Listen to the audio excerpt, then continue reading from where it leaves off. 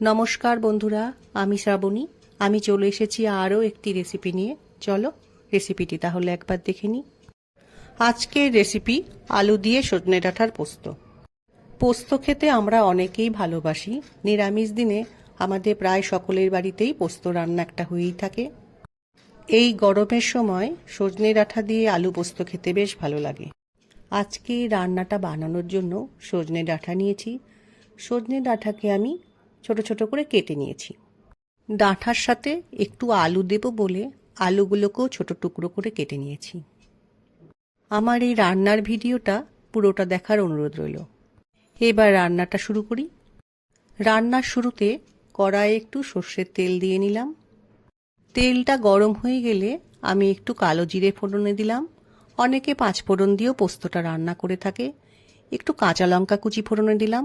এবার ফোড়নটাকে খুব ভালো করে ভেজে নেব। এখন আমি কেটে রাখা আলু তেলের মধ্যে দিয়ে একটু সময় ভেজে নেব। আলু খুব বেশি লাল করে ভাজবো না, হালকা একটু ভাজাটা করে নেব যাতে আলুর কাঁচা গন্ধটা চলে যায়। আলু ভাজার সময় গ্যাসের ফ্লেমকে মিডিয়ামে রেখে বারে বারে নাড়াচাড়া করে আলুটা ভাজতে হবে। আলুগুলো যাতে পুড়ে না যায় সেটা খেয়াল রাখতে হবে। আলু কিছুটা ভাজা হয়ে গেছে, আলুর কাঁচা গন্ধ চলে গেছে। এ সময় ডাঁটাগুলো কড়াইয়ের মধ্যে দিয়ে আলুর সাথে মিশিয়ে নিয়ে একটু সময় ভালো করে রান্নাটা করে নেব। আজকের এই পোস্ত রান্নায় আমি কিন্তু হলুদ দেব না, তোমরা চাইলে হলুদ দিতে পারো। রান্নার মধ্যে পরিমাণ মতো নুন দিয়ে ভালো করে রান্নার সাথে আরও একবার মিশিয়ে নেব।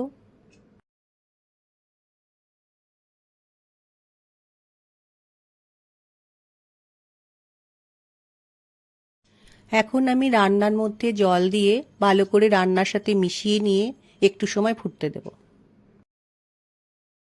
রান্নাটা ফুটে উঠলে কড়াইয়ের ওপর একটা ঢাকা দিয়ে রান্নাটা করে নেব যাতে আলু ও সজনে ডাঁটা তাড়াতাড়ি সেদ্ধ হয়ে যায়।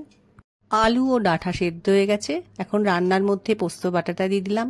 এবার রান্নার সাথে খুব ভালো করে পোস্ত বাটাটা মিশিয়ে নেব।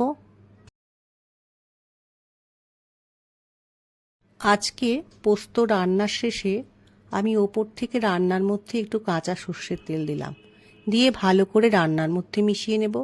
এই কাঁচা সর্ষের তেলটা দিলে পোস্তটা খেতে আরও ভালো লাগে। ঝোলটা আর একটু কমে গেলেই রান্নাটা আমার তৈরি হয়ে যাবে। পোস্ত রান্নাটা আমার হয়ে গেছে। গরম ভাতের সাথে এরকম একটা পোস্ত রান্না পেলে খাবারটা কিন্তু জমে যাবে। যারা পোস্ত খেতে ভালোবাসো আশা করছি তাদের এই রেসিপিটি খুব ভালো লাগবে। বাজারে এখন অনেক সজনে ডাঁটা পাওয়া যাচ্ছে, একদিন এই রান্নাটা বানিয়ে দেখো, ভালো লাগবে। আমার আজকের রেসিপি ভালো লাগলে লাইক, শেয়ার ও সাবস্ক্রাইব করো। ভিডিওটি দেখার জন্য ধন্যবাদ। ভিডিওটি আজ এখানেই শেষ করছি। ফিরে আসছি আরও একটি রেসিপি নিয়ে।